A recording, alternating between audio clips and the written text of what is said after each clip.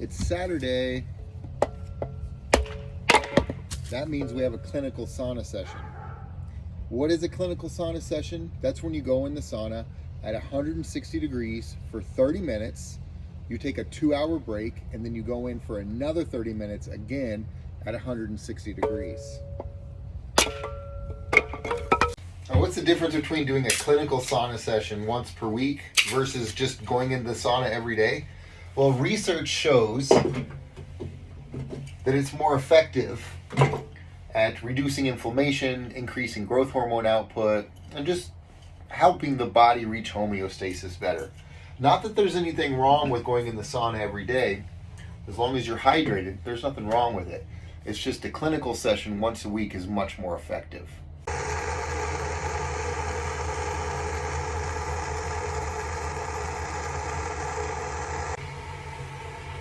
Now, in the middle of winter, I do like to go in the sauna every day. It's a quiet place. The air is warm. I really do a lot of my meditation in here. But for Saturdays, the clinical sauna sessions, you really have to get control of your mind because it's so hot for so long. The brain's trying to convince you that you're not going to survive it. And you got to override that.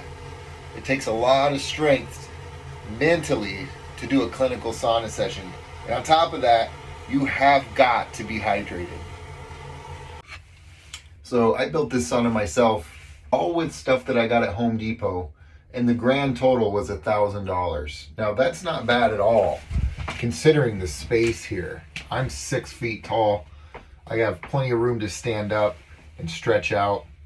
Now the dimensions of this sauna are 8 feet by 4 feet on the outside diameter. And it's just a little short of that on the inside diameter because I used 2x2s instead of 2x4s for the construction. The inside is just untreated pine fencing that I got from Home Depot that I took the torch around and burned a little bit to give it that ambiance. And then the rest of it is benches that I built out of 2x4s, also from Home Depot, that I also burned. This stove is actually a camp stove that I converted to a sauna stove by reinforcing it with some welds and building a rock bucket for the top. Now this stove was about $130 on Amazon compared to a sauna stove that costs thousands of dollars if you were to get one. So that's how I saved money to buy this whole thing for $1,000 and construct it myself. Now I just have a few things to help me out in here. I have a thermometer. And you do have to specifically get a sauna thermometer because your normal outdoor thermometers aren't going to go as hot as you want for a clinical session. Your typical outdoor thermometer is only going to go to about 120 degrees. This one goes to 248. Not that I would ever have it that hot in here. But even to see that it's at 160 for a clinical session, you have to get a sauna thermometer specifically because normal ones aren't going to go that high. Also keep in mind that electronics do not work in here. So if you're going to have some sort of a timer, you got to have one that's impervious to the heat. In that case, I have a sauna sort of sand through the hourglass style timer here. This goes for 15 minutes. So for a clinical session, I just go 15 minutes and then flip it for another 15 minutes. But on a normal everyday session, I'm typically only going to go for 15 minutes. So I'll just end up letting it run down, flipping it once. This is a light fixture that I got off Amazon. That's an LED bulb on the inside. The plastic here is holding up really well. It's not getting brittle or melting or anything like that. And I've been cranking this sauna for over a year. Now the outside of the sauna is just as simple as the inside. I got this siding from Home Depot and it comes in a 4x8 plywood size sheet. But it comes naked and the wood does absorb moisture really quickly. So it's important that you get some paint on there. Now the paint that I chose was this barn paint at Home Depot. And the barn paint is really cost effective and it holds up to the elements a lot better than your normal standard paint. It's meant to last for years and years. So I got a coat of barn paint on this sucker. And then I capped the corners in wood that I also painted with barn paint. Now the barn paint only comes in 2 colors, red and white. Just make sure you have them shake it up really good at Home Depot before you take it home. It's a lot more effective than trying to stir it with a stick.